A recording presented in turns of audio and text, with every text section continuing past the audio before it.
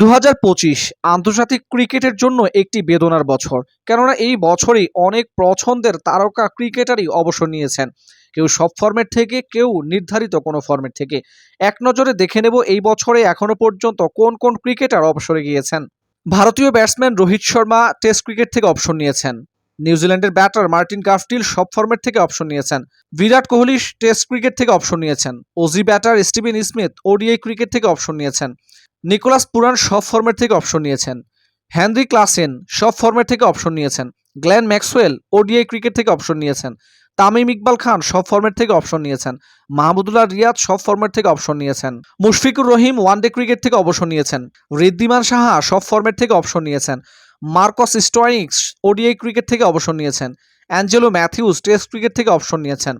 দিমুথ করুণারত্নে সব ফরম্যাট থেকে অবসর নিয়েছেন। পীযূষ চাওলা সব ফরম্যাট থেকে অবসর নিয়েছেন। আন্দ্রে রাসেল সব ফরম্যাট থেকে অবসর নিয়েছেন। বরুণ অ্যারন সব ফরম্যাট থেকে অবসর নিয়েছেন। শাহফুর জাদরান সব ফরম্যাট থেকে অবসর নিয়েছেন। চেতেশ্বর পূজারা সব ফরম্যাট থেকে অবসর নিয়েছেন।